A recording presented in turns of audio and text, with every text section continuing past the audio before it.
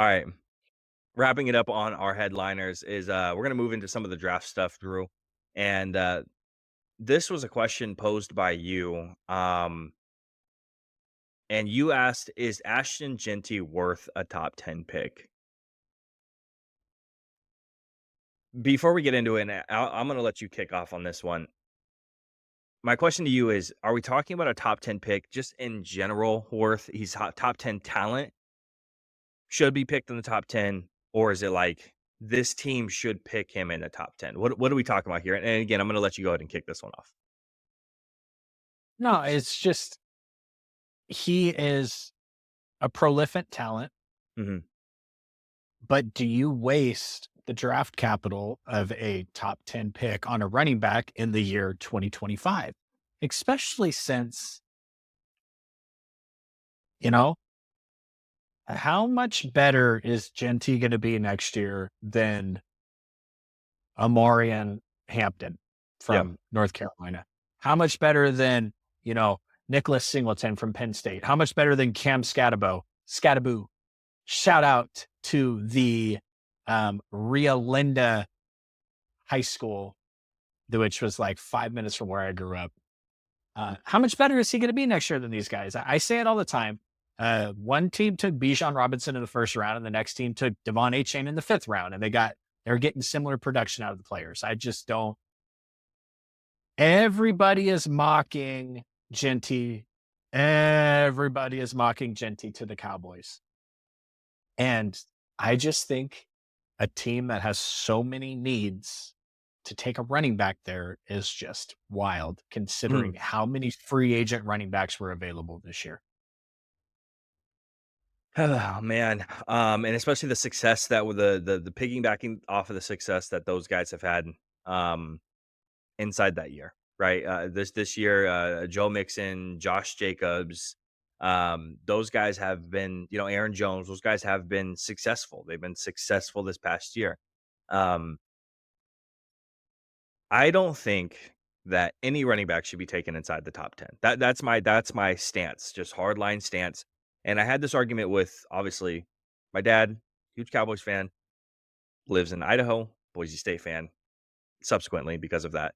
Um, Want us to take Jeanty no matter what. No matter what, no matter where we're picking, we want Jeanty, is what he said. And I said if I were in the top 10, I want nothing to fucking do with the guy. At between the numbers of 11 to 20, I can understand the conversation.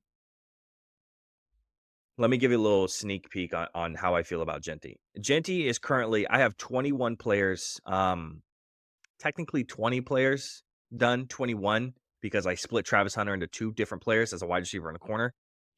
Ashton Jeanty is currently second my second ranked player on my big board overall. He's ranked an 89.6 on my grading scale.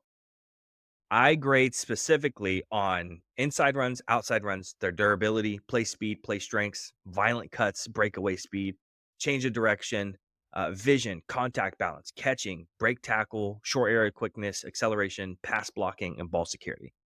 Those are the parameters of my running backs. Some of my notes on Ashton Jeanty. I said looks to take most inside runs outside, has elite level vision on outside zone runs, no major injuries in college, good open field speed, not elite, enough to outrun most linebackers, but not to outrun everyone else on the field.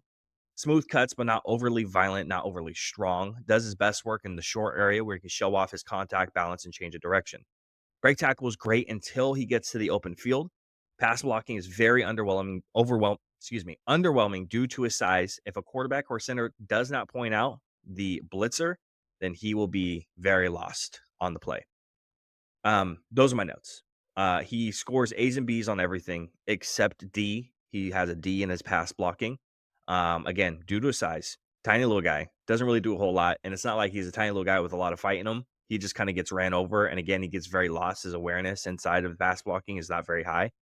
Even with all that said, second ranked guy on my big board. A running back does not get taken inside of the top 10 because there's positional value there. There's 100% positional value. I'm taking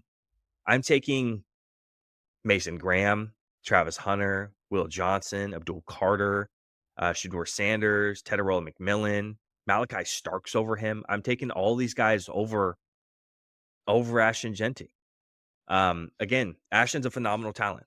Number 2 on my big board. Great notes about him. Scores A's and B's on almost everything. But he's still not enough for a top 10 pick. I don't think any running back is worth that. Um, that's where I sit. I don't think it should be taken. And just think if we're not in Genty at like 13, which is where you're at right now. Mhm. And then the Cardinals are going to take James Pierce Jr. at 14. And in 3 years, we're going to look at that and be like, what the fuck?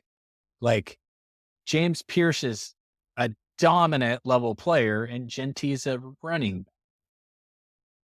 I'm running back who is not a 30 down player. He Mhm. had 1,000,000 rushing yards and 100 receiving yards this year. Yep. He's not going to be on the field on third down. He doesn't catch passes out of the backfield, and he's not a good pass blocker. You Yep. can't take that guy. I don't even know if he's first roundable at that point if he's not a third. You taking a player in the first round that doesn't play every down to me is just not. I wouldn't take a pass rushing like the whole Chop Robinson thing. I fell Yeah. in love with. Well, then it turns out he doesn't play every down. Probably Mhm. wasn't worth. Now Chop goes in the back half of the first. You Yeah. pick the upside there. That's great, but um, I would I don't know. if James Pierce is sitting there, we take James Pierce at 13. Jumping up and down and shitting my pants because I love James Pierce. James Pierce is one of the few guys in this draft where I genuinely got excited watching him play. Um, I have him and Abdul Carter with the same grade, 84.2. Abdul Carter getting the slight edge, sitting at my 6th spot, and James Pierce sitting at my 7th spot. And that just is due to size. But I think James Pierce is he's an exciting player to watch, man. But again, we love our Boise State guys. The Cowboys do. The chances of us taking Ashton is pretty high. Again, second ranked player on my board. He's an exciting player, but we have a lot of holes to fix. I think shuffling of the offensive line can help us pretty tremendously. I'm not sure what we're gonna do with that piece of shit fucking left tackle that we have. My idea right now is to move him, slide him over the right hand side, cut the fucking asshole that's sitting there on the right hand side because he's taking up too much cap space. Um, Fuck Terrence Steele. And then, Cooper Beebe's great. Zach Martin's going to fucking retire. We're going to move, Tyler Smith over the left tackle most likely. Now you have two guard spots that need to be filled. And I think those are easily fillable. In the later parts of the draft, or fill holes temporarily in free agency. I wouldn't mind a Luther Burden at wide receiver. We need another weapon at wide receiver. We have questions at corner. So depending on where certain guys go, I have Travis and Will Johnson graded super close. Those guys are going to go in the top 10. Um, the only other corner I have graded is Siobhan Ravel, who's sitting at my 18 spot, and I don't really want him at that 18. But yeah, that's kind of where I sit. Again, number 2 ranked player on my board. Not worth a top 10 pick. But again, no running back is. Anything else on Jeanty before we move on to Travis? No. He's nice, man, but he's not. If you're taking Genty, he just has to be. He has to be that final piece, you know. And the Cowboys aren't. The Cowboys aren't one piece away, you Yep. know. Like Yeah. I just think. I think like I don't know. I can't even really think of a team like maybe the Bengals, but they have so much problems on the defense. You get an edge rusher there or a corner. You really taking a running back when Chase Brown was good this year? I don't, Yep. you know, Yeah, I'm with you. I don't know. I don't know where he mocks outside of the Cowboys, and I think that would be a mistake. So let's move on to Travis. I'm interested to see if your thought process is the same as mine. Yeah, so this is a question I posed to you was what position should Travis Hunter play in the NFL? I think it's on a lot of people's minds at this point. I did my full grades as Travis as a wide receiver and Travis as a corner. Um, I can go ahead and start this off if you'd like to. I'll start off with the blatant grades. For me, Travis is my 3rd ranked player as a corner on my board. Travis as a wide receiver is my 17th ranked player. Thank 87. you. 87.5 as a corner. He has a grade of 75.1 as a wide receiver. So far, my lowest ranked wide receiver behind Burden and McMillan. Those are the only two other wide receivers gotten to, but he's even behind Tyler Warren as a tight end. Not by much, by like 3 points. But point is, um, Travis is a corner in this league. Um, I think he's a projected sub 4.4 player, high point of attack while being 6'1" with good vertical, high awareness playing the zone, very high awareness playing the zone. Playing wide receiver, gets in great hands and ball reaction, has safety tendencies uh, to play help when no one is in his zone. I think he could play safety late, like well later on into his career. His change of direction, his recovery speed is good, but he can let a receiver get too far ahead if he misjudges the route on where he thinks they're going to go. He kind of like gets a little bit too confident, in my opinion.